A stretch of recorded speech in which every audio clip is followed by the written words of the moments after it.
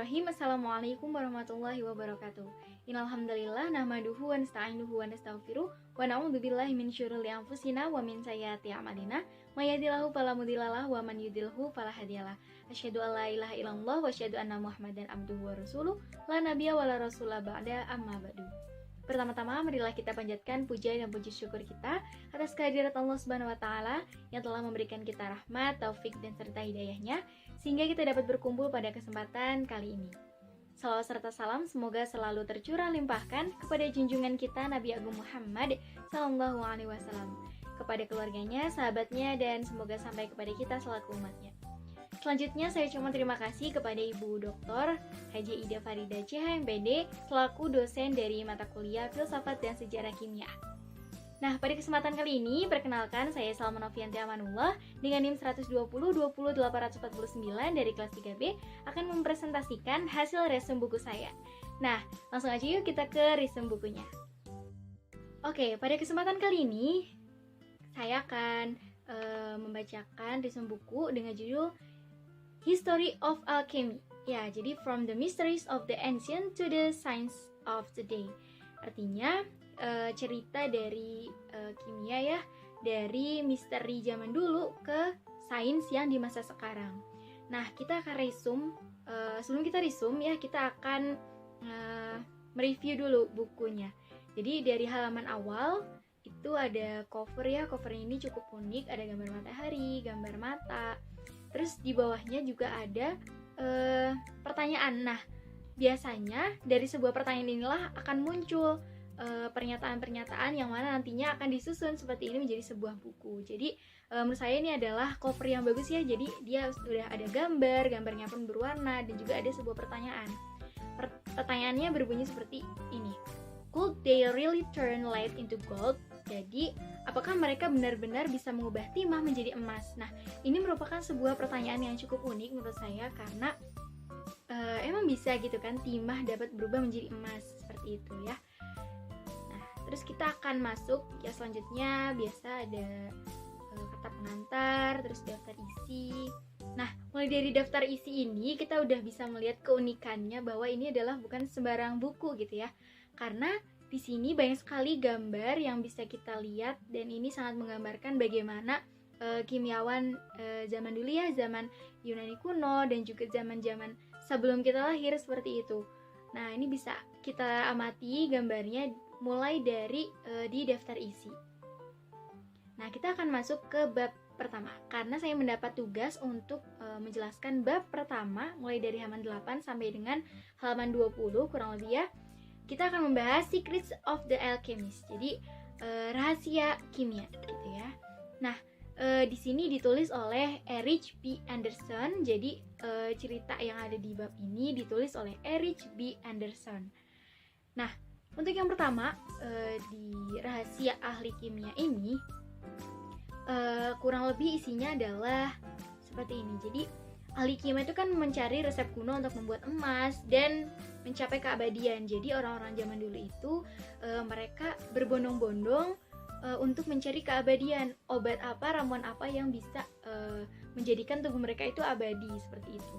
Namun tidak berhasil dan kebanyakan sains modern itu, sains yang sekarang ya, itu tuh adalah terinspirasi dari penemuan-penemuan yang belum berhasil di masa lampau atau di zaman Yunani kuno dan lain sebagainya.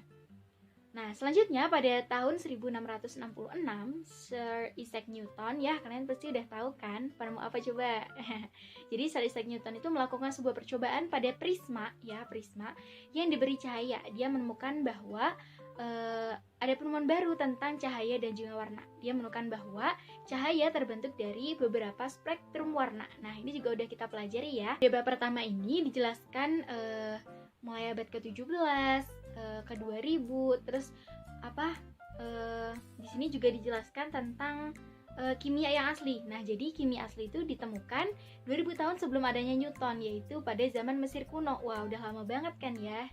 Kita akan masuk ke sampainya jatuhnya Kekaisaran Roma pada abad ke-5. Nah, Roma ini ditaklukkan oleh Islam, ya kita tahu sendiri. Ini adalah masa kejayaan Islam pada abad itu. Pada abad ke-5 adalah masa kejayaan Islam.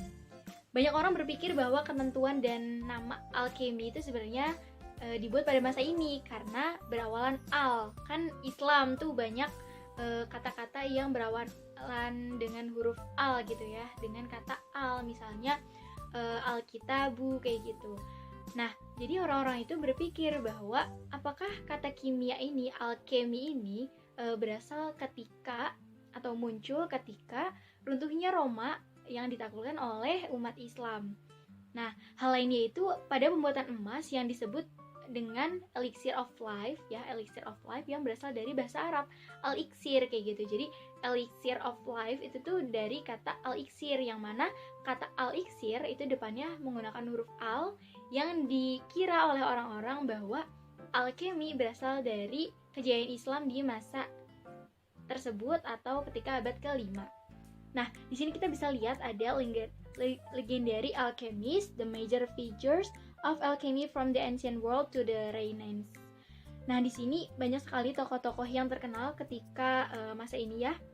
Ada Thomas Norton, Hermes Trismegistus, ada Albert Magnus, Roger, dan juga Geber atau biasa kita kenal dengan Jabir Al-Hayyan. Banyak orang berpikir tentang bagaimana sih susunan batu. Jadi batu itu tersusun dari apa aja gitu kan. Ada teori tentang batu gitu ya. Jadi beberapa kimiawan filsuf beranggapan bahwa batu adalah sebagai benih emas yang diperoleh dari logam. Nah, logam itu berada di bumi ya. Jadi oleh karena itu logam memiliki benih, dan benih yang paling berharga adalah emas. Jadi emas itu adalah salah satu logam, yang mana logam yang paling berharga itu adalah emas.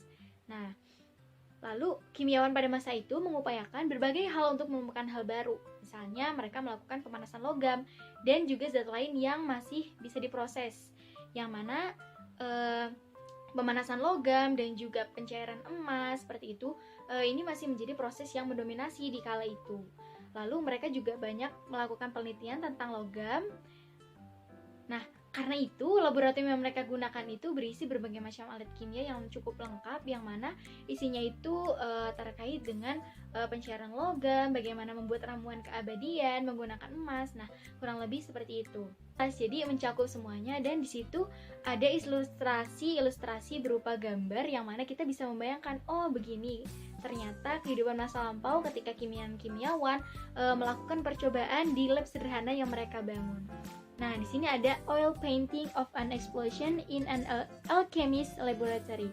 Jadi di sini adalah salah satu gambaran ketika para kimiawan yang melakukan sebuah percobaan di mana percobaan ini meledak. Nah, ini diabadikan dalam sebuah lukisan yang diletakkan di dalam buku ini.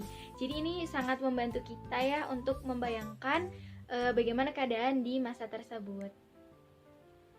Nah, lalu di dalam bab ini juga ada progres kimia, yang mana ada tentang ini saat-saat yang menentukan atau prehistorinya. Lalu ada tentang merkuri ditemukan, tentang pil keabadian. Nah, ini merupakan salah satu yang gimana, pil keabadian. Mungkin teman-teman kayak, masa sih kayak gitu kan. Nah, tapi jadi zaman dahulu di China ya, kimiawan itu mencari obat yang akan menyebabkan keabadian pada pengguna. Jadi bukan hanya obat penyembuh, tapi mereka akan menciptakan pil keabadian. Nah, pil ini biasanya dibuat dari emas dan juga logam-logam paling mulia ya.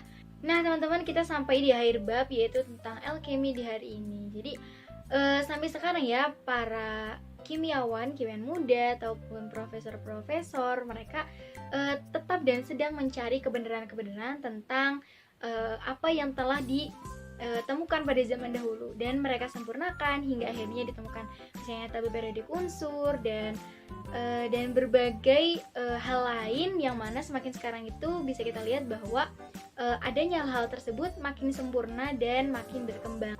Nah, baik teman-teman, mungkin sampai sekian saja presentasi yang dapat saya sampaikan. Semoga dapat bermanfaat bagi kita semua. Jangan lupa like, comment, dan subscribe.